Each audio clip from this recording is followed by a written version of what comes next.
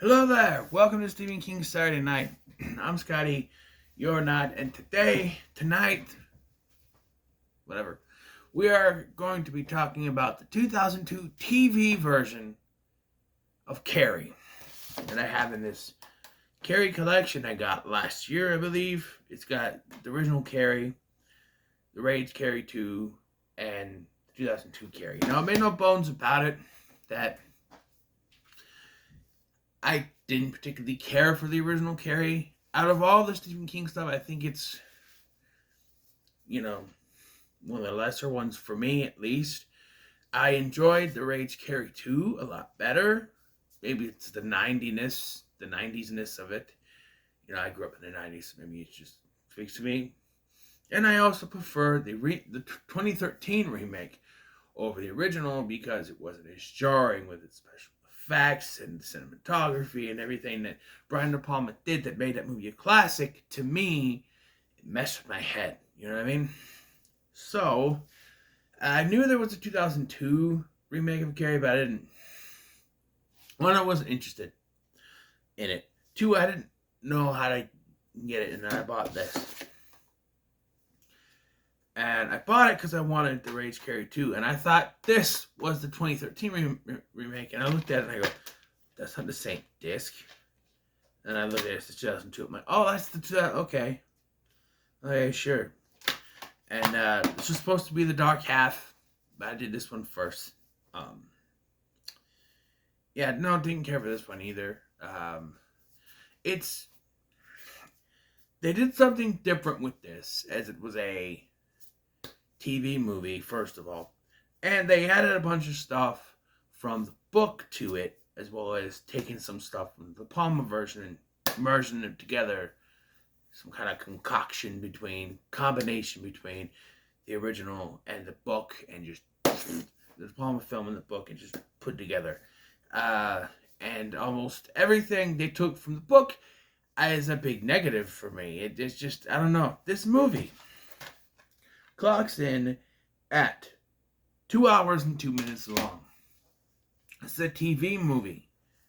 It means that when it aired on TV, it was probably 2.5 hours long. Commercials and stuff. And it's just, there's a point that I'm watching this, and it's past the point. We have past where the movie should end. The stuff, the school has happened, the mom has died, and I'm sitting there watching this movie, and I'm just saying, is this ever gonna fucking end? Just end. End already. End. It goes on forever and ever. And like I said, they added a bunch of stuff in the book. Everything from the book is padding to me. They added this wraparound story where Sue Snell, who's African American in this, but honestly, doesn't matter to me. The actress is actually not bad. So you get a good actress, doesn't matter what they are, unless you're a Little Mermaid, she's supposed to be white. Anyway, to me, this is not that big of a change. Because, one, they just cast an actress. They weren't trying to make money off of her like Disney is with the Little Mermaid. So anyway, the actress does a good job. And you got this detective played by David Keith. Not Keith David. David Keith.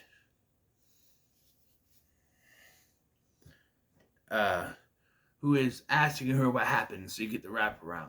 And they keep, there's this whole thing where he's talking about donuts, and the problem is, we're in the story, and it cuts to this thing where they're just talking, and he's talking about bullshit, basically, and then goes back to the story. They take away from the story of Carrie, that we already know, and just want to get through, to go to this nonsense.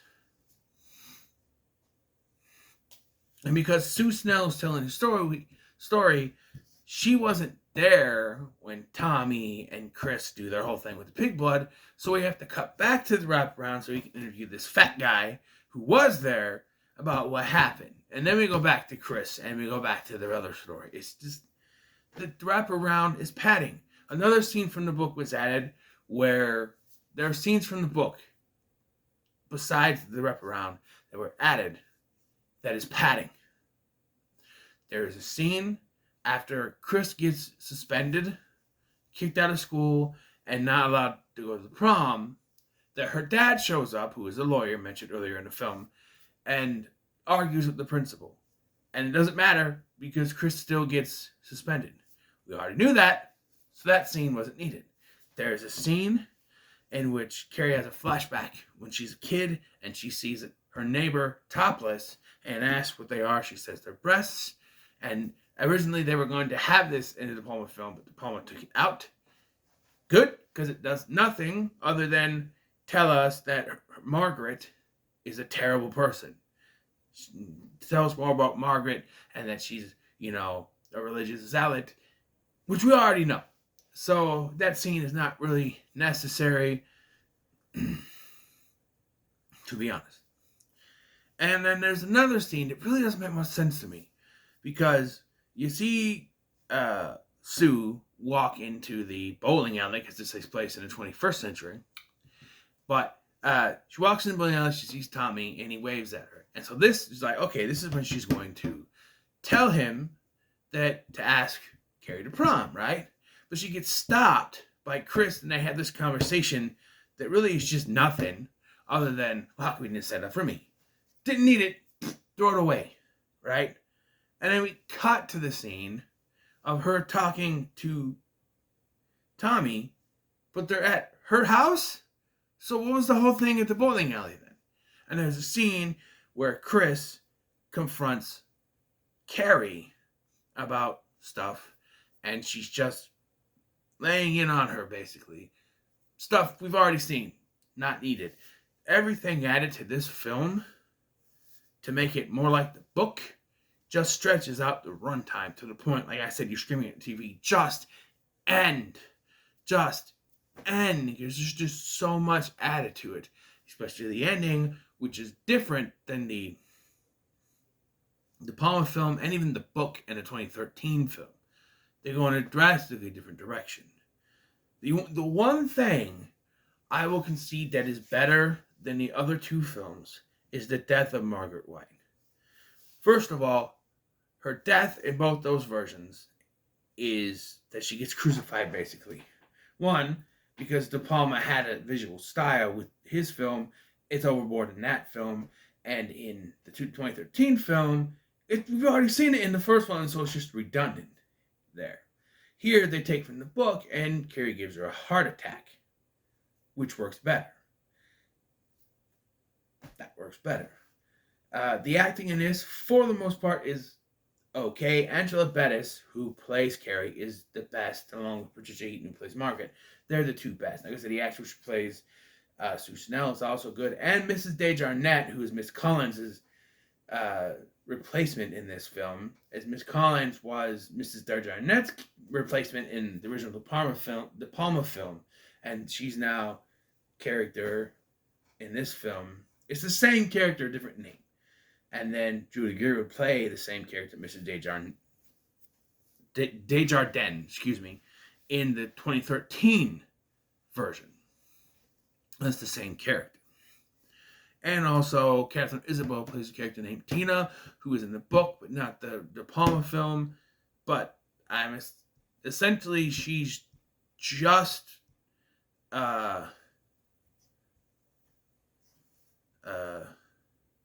PJ Soul's character, basically. She's even wearing a hat when you first see her, so I don't know.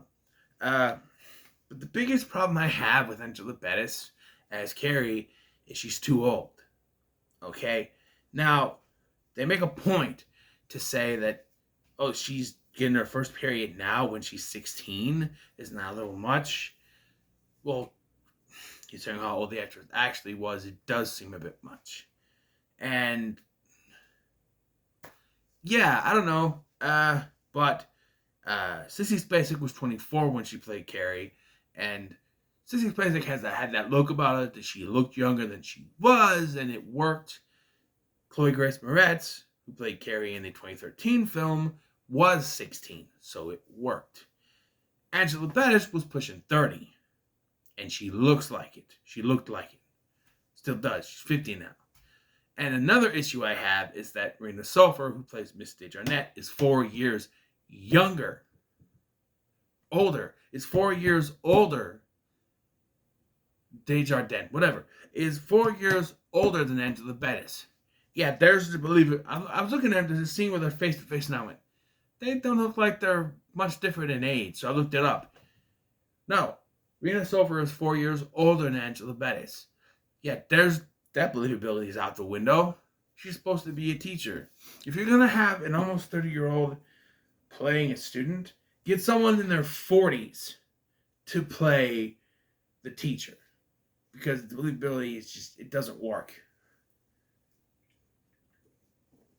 4 years older. But yeah, not that Angela Bettis was bad. She's pretty good in the role. She takes it from this, where Sissy Spacek's version was just your basic victim. She's more an outcast, loner. She's aware of her status, and it's like Daria and Carrie together, basically. She has snarky remarks here and there, not as much as Daria, but you know what I mean. Diarrhea. But yeah, and her performance works. But the biggest problem I have with this has to be the ending. Okay? Well, first of all, let's talk about special effects before I get to the ending, because they took from the book in this. Because in the book, she doesn't just destroy the school, she destroys the entire town. Now, De Palma smartly just reduced that to the school.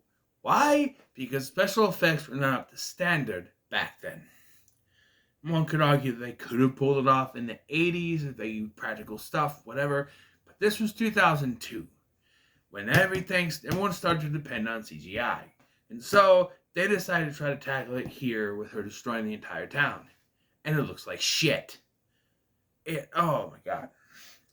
Okay, you know that opening animation for Creepshow 2? Yeah, worse than that. And that was terrible. Oh, I'm sorry. Creepshow 3. The opening animation for Creepshow 3, worse than that.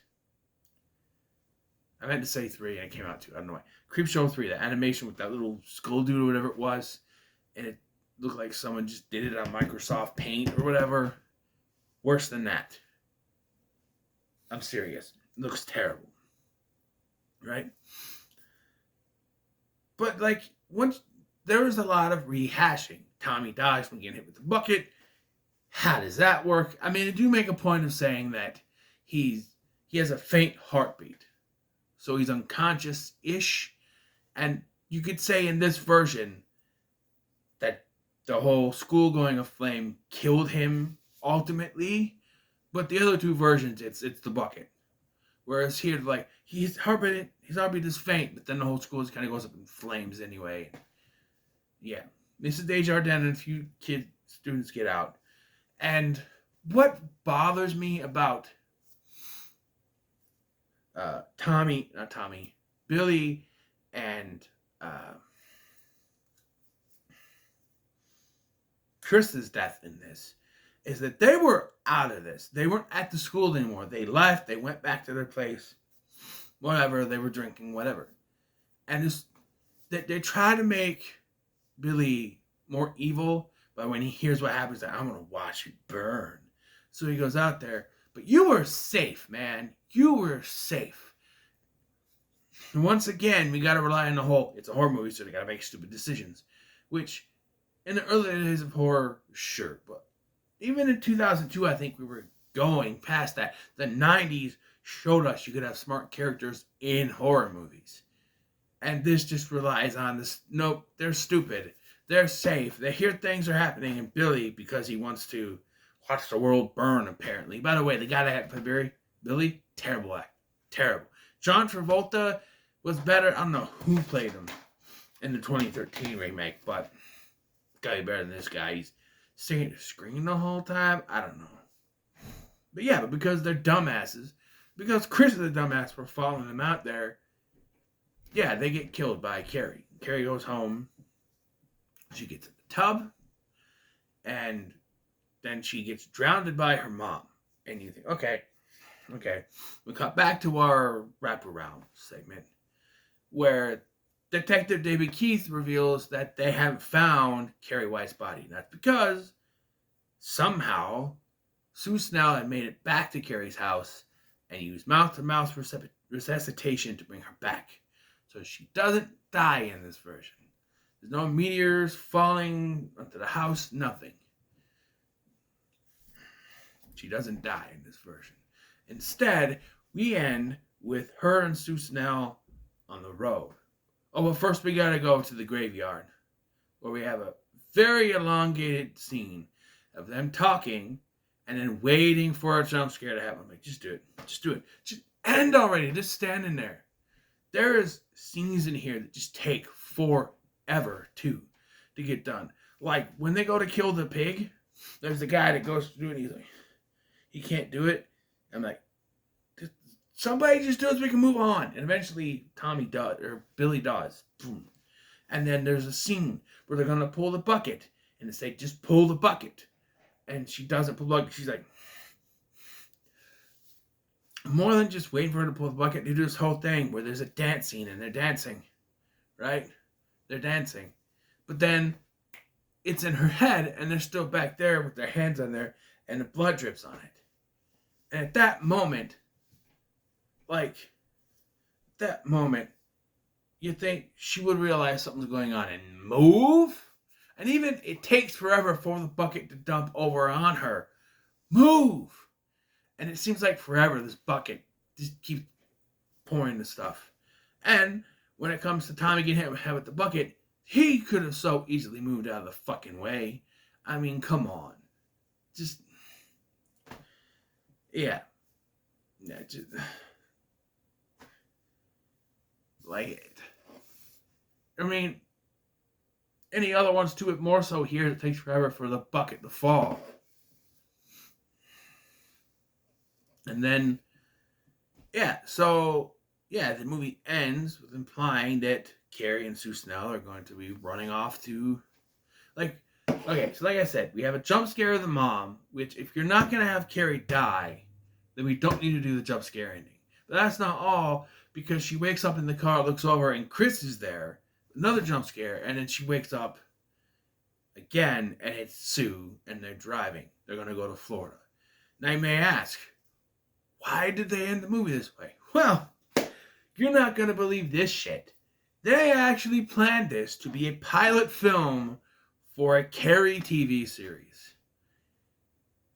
And the way I think this would happen was that Carrie and Sue be on the run while Detective David Keith and the government would be chasing after them. Wait a minute, the government chasing after a teenager, chasing after a girl with telekinetic powers? That's Firestarter. But they could have just made a Firestarter TV series. Oh wait, they did.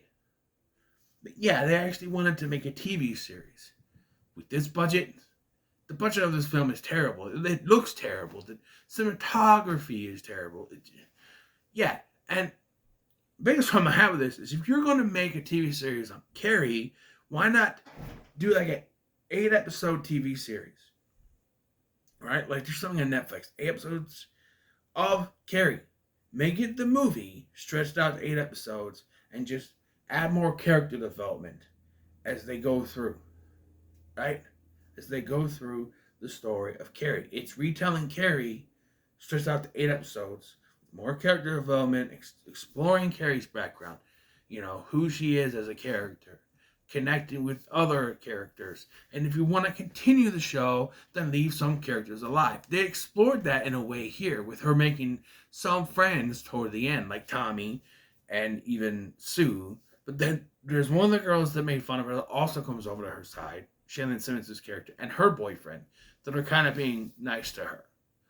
And then there are others. You could, how are you going to continue this? All the characters that could have been important to the stories are now gone. Besides David Keith and Sue Snell, who I assume will be the only other characters coming from this, and you have to continue it. Even the mom, you know. What if she ran off with Sue And the mom she's in fear of her mom coming after her, you know? Her mom tries to kill her, and Sue comes to save the day, and they run off. And now she's afraid of her mom coming after her, as well as the cops, right? Leave Chris alive, but kill off Billy. Chris is alive, and she's kind of, because you have this whole thing with Chris that she's not completely totally evil here, where she starts to have second thoughts. Even when Tommy gets ready to run Carrie over, she's trying to tell him no. So what if she survives this car wreck and comes out with like a new thing where she kind of wants to change her ways a little bit? You know?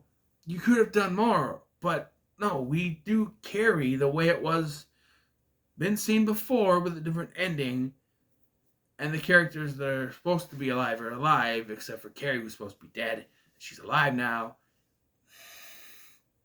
I don't know. I just don't think it would have worked as a TV series. And if you're going to do a TV series version of Carrie, why not do that? Why make it a TV series sequel? If you're going to do a TV series sequel to Carrie, do a TV series sequel to the other movie. You know, I mean, they did a sequel with The Rage, Carrie 2, which I recently found out wasn't actually supposed to be a sequel. It was supposed to be called The Curse, and it had similarities to Carrie, but wasn't directly a sequel, and then they made it a sequel, I guess. But yeah, this movie's not worth your time. If you're gonna watch Carrie, I watch the De Palma version if you don't mind jarring cinematography, or watch the remake, which I prefer. Hell, even watch the sequel. It's not exactly Carrie, but it's basically Carrie for all intents and purposes. But yeah, this one just didn't work for me at all. But yeah, so what are your thoughts on Carrie 2002? Let me know in the comments below. Be sure to like, share, and subscribe. Thanks for watching. I've been Scotty, and I'll see you in the next one.